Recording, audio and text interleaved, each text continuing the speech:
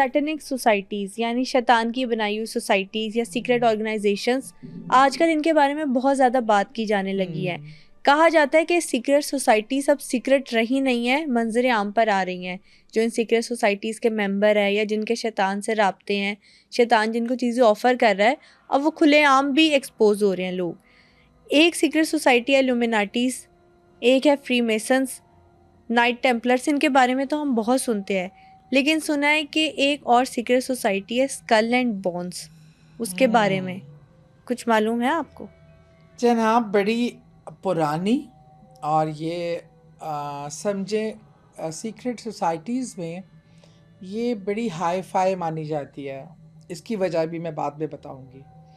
अच्छा, इसका जो प्रॉपरली ये जो वजूद में आई थी ना, ये 1701 में आई थी। इतने साल इतनी पहले? पुरानी है ये 1700। ये सबसे कदीम सोसाइटीज़ सिवाय उसके कि जो हज़रत सलमान अलैहिस्सलाम के नाइट नाइट टेम्पलर्स, टेम्पलर्स जिन्हें कहते हैं, जिन्होंने जादू के नुस्खे जादू के चुराए थे नुस्खे उनके चुराए थे। तख्त के नीचे से। उसके बाद ये जो है स्कल एंड बोन्स, स्कल तो आपकी खोपड़ी जो होती है वो है, बोन्स दो ऐसे रखी है। इसका निशान ये है कि इस तरह स्कल रखा हुआ है, उसका बोन है, और ये बोन्स स्कल ऑफ डेथ। और बोन्स जो है ना, ये सब सीक्रेट सोसाइटी जो है ना, ये डेथ से ही कनेक्टेड होती हैं।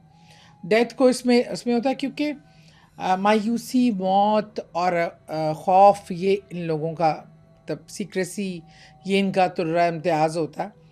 अच्छा, इसकी हिस्ट्री क्योंकि बहुत पुरानी है, 1701 में ये कहीं बनना शुरू हुई और 1832 में ये प्रॉपर एक ऑर्गेनाइजेशन, बड़ी ऑर्गेनाइजेशन का रूप धार चुकी थी और इसमें बहुत से लोग इसके मेंबर बन चुके थे। लेकिन मेरा एक सवाल है कि स्कल एंड बोन्स बहुत से लोग इसके बारे में जानते नहीं हैं। अक्सर हमने सुना है कि सेलिब्रिटीज़ को, पॉलिटिशियंस को, इन्फ्लुएंसर्स को इल्यूमिनाटीज़ या फ्री मेसन्स के ग्रुप में से ऑफ़र आती है। तो अगर ये स्कल एंड बोन्स इतनी पुरानी है तो आज तक इसका नाम सामने क्यों नहीं आता? वजह क्या है? जो इसका मेंबर बन जाता है उस यूनिवर्सिटी में, उस सोसाइटी में, एक बार आ जाता है, उसको फिर छोड़ नहीं सकता कभी।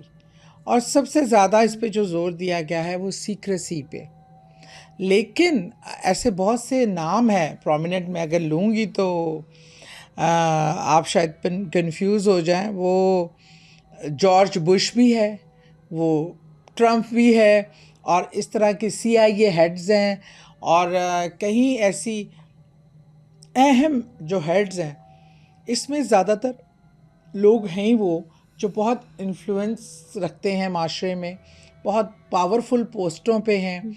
इनमें उन्हीं लोगों को सिलेक्ट किया जाता है और फिर जो आगे भी न्यू मेंबर बनाए जाते हैं वो ज़्यादातर अंडर जो ग्रेजुएशन अभी लड़कियां जिस स्टेज पे कर रही होती हैं, वहीं से इसको उनको चूज़ कर लिया जाता है। अच्छा, एक इनका अजीबो गरीबी सिस्टम ये होता है। स्टार्ट कहाँ से हुआ? सबसे पहले इसकी हिस्ट्री के बारे में जानना चाहती अच्छा, हूँ। ये स्टार्ट हुआ 1701 में प्रॉपर तरीके से।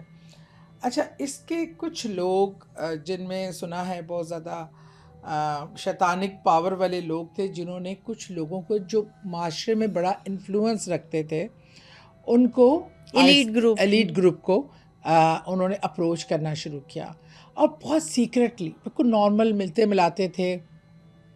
और जो मिलते थे वो भी इतने एलीट होते थे कि आपको लगता था कि बहुत ही एक एग्जेक्टिव एक्सक्लूसिव सी मीटिंग है।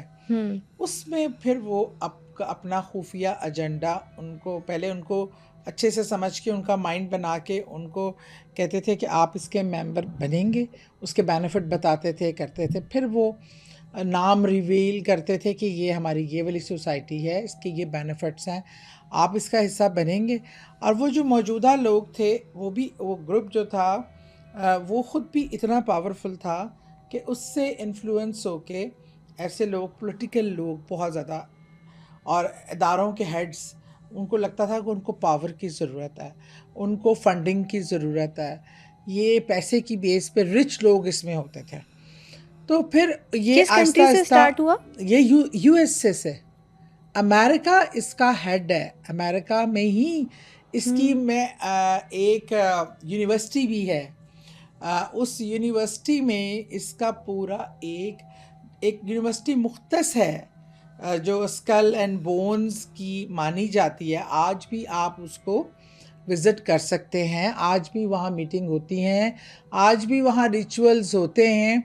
और वो आप उस यूनिवर्सिटी को, बहुत ही बड़ी बिल्डिंग है, लेकिन एक अजीब बात है उस बिल्डिंग की, उसमें ना ही ज़्यादा, एक दरवाज़ा है और खिड़कियों के यूनिवर्सिटी का एक नाम, दरवाजा है? एक दरवाज़ा है और खिड़की के नाम पे इतनी इतनी खुली जगह हैं जिन पे रॉड्स लगी हुई हैं, मतलब बाकायदा। वो उसका कैंपस है जहाँ लोग जाते हैं बहुत ही खुफिया तौर पे, और जो एक बार अंदर गया उसका हिस्सा बन गया, फिर वो ना सोसाइटी को छोड़ सकता है, ना इसके बारे में कुछ डिस्क्लोज़ कर सकता है। वो फिर मुस्तकिल मेंबर बन गया, वो छोड़ने वाला कोई कॉन्सेप्ट नहीं है। और जो लोग इसमें इसके मेंबर बनते हैं उनको बोन्स मैन कहा जाता है।